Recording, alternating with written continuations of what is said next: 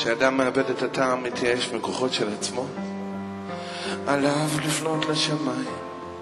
יש שם מי שמקשיב רק לו, ואז מבלי לדעת כלום אדם מקבל מענה, רצונות חדשים, מילוי וקידום, תקוות לעתיד טוב ושונה. אחר כך הוא שוב נופל, שוב מתחיל לצעוק ולסנוע, מרגיש ריקנות מחומר ומרוח, בקושי סוחב את עצמו. כל השערים ננעלו חוץ משער הדמעות, דרכו הדרך לחופשי, במסתרים נופל נפשי.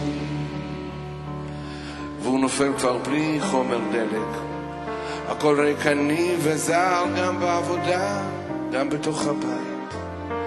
מרגיש מבפנים שום דבר, לפעמים מעדיף את החומר, לפעמים את הרוח, אבל גרוע מכל כלום.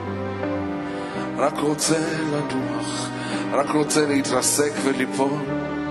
ועוברים חודשים של טוב ורע, בלבול גובר וחונק, עד שאין כבר מוצא, מתוך הביצה הוא קם ובוכה וצועק. כל השערים ננעלו חוץ משער הדמעות, דרכו הדרך לחופשי,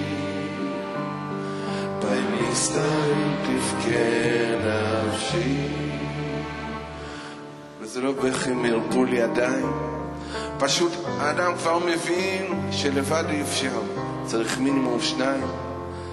כך התגלה אלוקים, ואז הוא בונה לו כתר, כי זאת מטרה עליונה. הוא מתחיל להבין שהכל תלוי רק בו ובחברה הנכונה.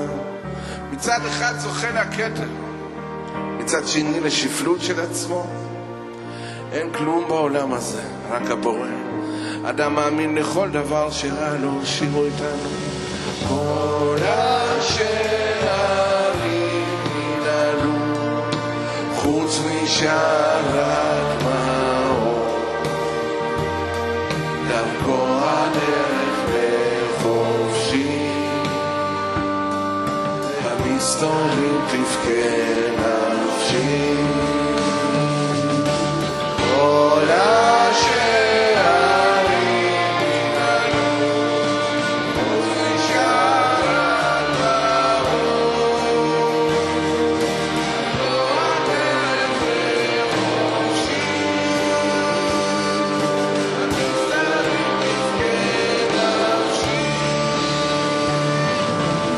כל השערים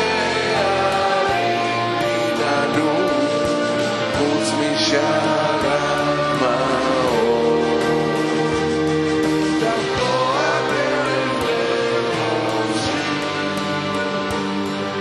במסתרים תבכה נפשי.